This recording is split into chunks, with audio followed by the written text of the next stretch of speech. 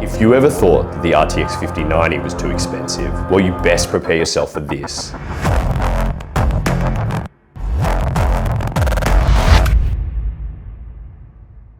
ASUS has released the most opulent graphics card ever, a limited edition Middle East exclusive that is covered in literal gold.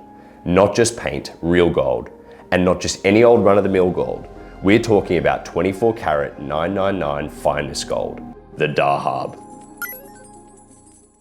Now, unfortunately, there's no actual performance improvement from a regular Astral 5090, but still, come on, it's made with gold. Everyone knows that one day in the future, the computer parts they have will be essentially useless. Or even when the RTX 5090 in 20 years becomes yet another forgotten tech relic, whoever has their hands on this GPU will still be sitting on 6.5 grams of solid gold to make up for it.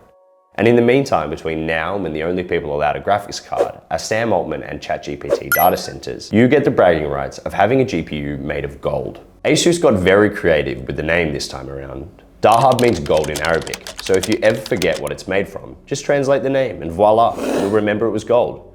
And with a name like that, unsurprisingly, it is not kind to your wallet. The original GPU, the ROG Astral, was already one of the boldest and most expensive graphics cards, a new GPU sub-brand that ASUS introduced as the new flagship for the RTX 50 series. With a total of 4 fans and the best power delivery, this card has become the go-to option for overclocking. So ASUS has taken that model and added this new shroud. And because the Middle East isn't just about extreme opulence, this shroud also features some extra details. We've got imagery of the desert, camels, Arabian stallions, and skyscrapers, showing that the ASUS design team is not afraid of cliches or stereotypes. But honestly, the design is very well done, and in person, this is one of the best looking cards I've set my eyes on. There's some great detail. This Arabic calligraphy etched into the card translates to strength, courage, and unity.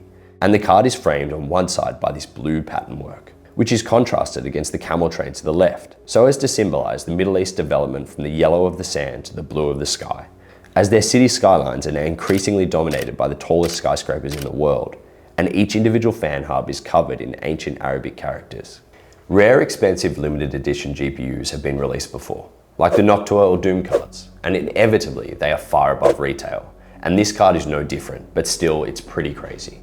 Listings currently are around 10K, but surely in the Middle East you'll find a few very well-off sheiks who like to game on the side, who are keen to get their hands on a card exclusive to them. The reason this region even got an exclusive card is to recognize the growing consumer base there. The Middle East market is getting quite big now, and ASUS has seized on that fact. But how did we get our hands on this Middle Eastern exclusive, all the way out in little old Australia? Especially considering there were only 500 of these cards ever made. Was it because there's more camels in the Australian desert than there are in the Arabian? By this camelcade in, where would you think? No, not in the Arabian desert, but in New South Wales, Australia. And so a confused Taiwanese distributor just assumed Australia ought to get one. That's what I originally assumed. But no, we had a nice distributor friend, and now I believe we're the only ones stocking this down under. I'm not going to compare this GPU against the original Astral. It's pretty much pointless. They're the same card, and adding gold has no impact. Just like red cars are not faster.